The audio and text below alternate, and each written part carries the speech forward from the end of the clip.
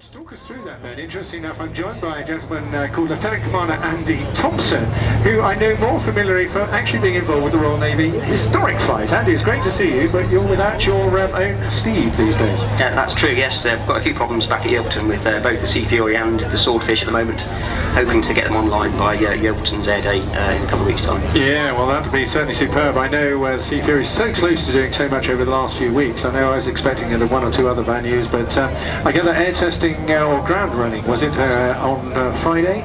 So looking quite good for the Sea Fury, certainly? It's looking good at the moment. The ground one went okay. We're hoping to get the aircraft airborne next week. The Swordfish though is a little bit more sick. Needs its cylinders and pistons sorting out and an engine rebuild, but hopefully be back online soon. Which, after all the enormous amount of work and frustration and investment, actually must be very, very difficult for you. But nonetheless, I think that where there's a will, there's a way, certainly. There is indeed, and a lot of frustration back at base, and a lot of hard work going in to get the aircraft ready as soon as possible. Super. Well, now we're going to see something very different this year. We had a look at them last night. Very interesting pairing, and well done, really, the Navy for getting a Westlands, a Wildcat into a team display so quickly, because this is still very, very new to both the Royal Navy and the Army Air Corps. That's very true, and ladies and gentlemen, if you're going to leave shortly, I'd ask you to stay, because you're about to see a little bit of history being made. It's the first appearance of a Wildcat helicopter conducting a dynamic flying display. It's been involved in a few flypasts up until now, but this is the first public showing of the aircraft, and I hope you'll stick around for the next 6 minutes or so. Yes, well, certainly knowing Gary McCall as well as I do, he's flying the Wildcat, he'll certainly do its best to put it through its paces, but I understand at the moment that there's still some limitations placed on that particular helicopter until it has what we call a full release to service. That's right, it's early days yet. The aircraft that's displaying this afternoon has probably got about 30 or 40 hours on the airframe, so it's straight out of the factory about 3 months ago.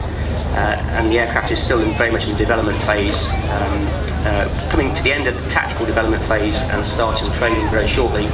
But the aircraft still has some limitations, which is a bit of a challenge for the Lynx pilot and Gary to match their performance of the aircraft. Yes, they may look the same, but in fact they're really quite dissimilar in many respects. Certainly internally they're very, very different aircraft, and externally, well, you can see some of the differences. But I'll leave you with Andy now to talk you through the Black Cats display 2014. Over to you. Good afternoon again, ladies and gentlemen. As you can see, we just discussed two very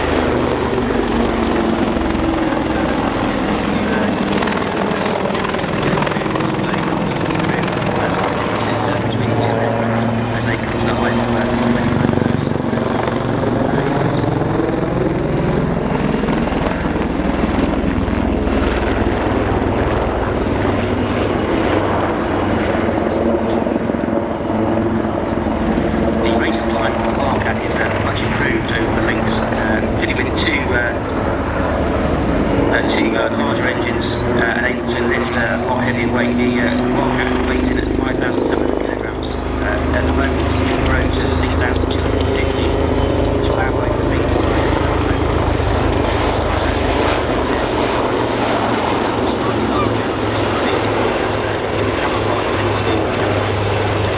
camouflage causes some problems for the Lynx pilot, flown today by Lieutenant Ian Halston.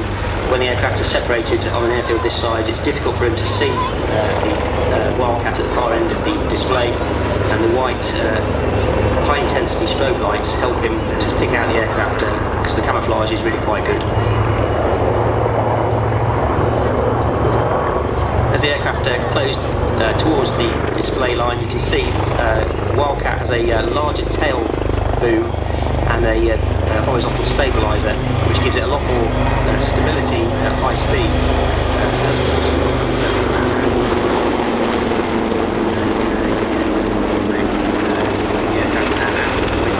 so different challenges this new aircraft type for carrying forward flying Wildcat.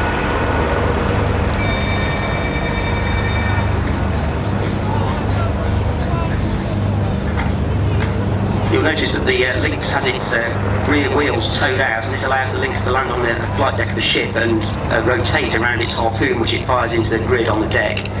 The Wildcat can do this as well, but we've got the clearance with the Wildcat to fly with the rear wheels forward and aft to allow for a greater running landing speed if required.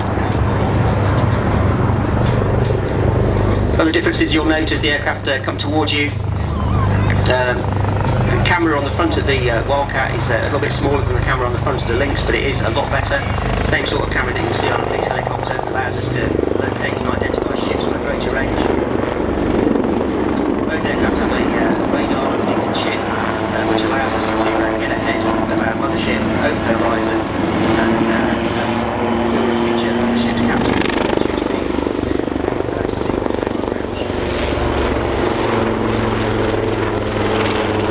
The Wildcat's fitted with two CTS Helitech 800 engines, which give it a lot more power and will be able to outclimb the Lynx very rapidly, and allows it to operate up to 130 knots at the moment, which we're hoping will increase as the aircraft enters service. The intention is to replace all the Lynx in Royal Naval Service with Wildcat. We've bought 28 and we're getting them delivered, as I previously said, just about every month or so, and we're starting to convert the crews from Lynx to Wildcat, and we've got approximately 38 crews to convert over the next 3 years before the Lynx goes out of service in 2017.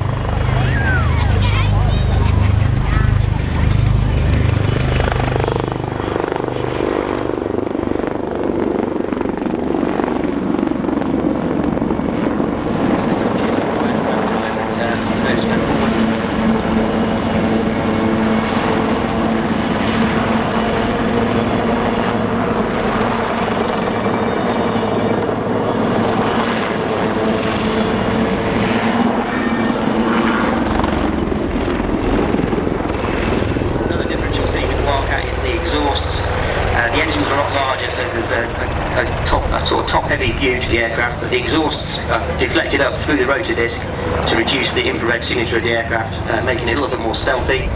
But the main difference between these two aircraft is the computing power inside the Wildcat and its avionics and sensor suite, which allow the aircraft to manage more information and pass more information back to the ship to enable it to build a picture of what's going on around the fleet. The camera, probably about twice the range of the Mark 8 camera, and the radar, again, about twice the range of the Mark 8 radar, allowing us to see over the horizon and well into the distance. We've done the first trials with the laser designator turret, which was successful, designated for a tornado. And recently fitted in with the half-inch heavy machine gun and fired that in action for the first time with some good results. Next stage for the weapon fit will be to transfer the torpedo and depth charge capability from the Lynx to the Wildcat, which will happen later in the year, and then over the next 2 years or so we'll get a rocket pod and a anti-ship missile capability as well onto the Wildcat.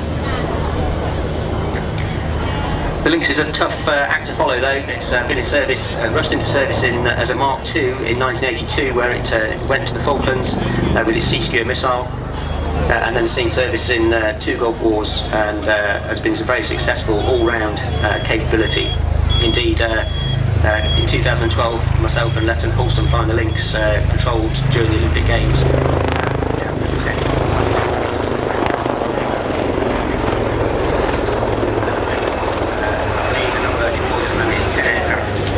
Ranging from South Atlantic into the Caribbean, as far east as into the Gulf and over to Singapore.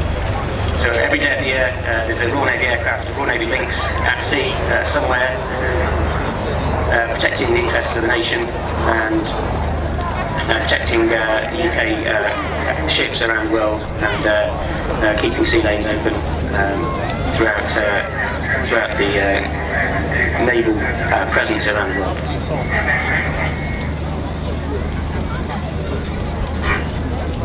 As the aircraft rejoin again to come back towards us, you'll see that they've managed to match their performance, which is quite difficult, to be honest. The Wildcat and the Lynx share the same rotors and the same gearbox, but because the Wildcat is a lot heavier, it has more inertia and requires bigger control inputs to match the performance of the Lynx. The Lynx is slightly more agile and requires a little bit more finesse to make it look like the Wildcat performance. So the pilots are working quite hard to make two very different aircraft fly the same for you this afternoon.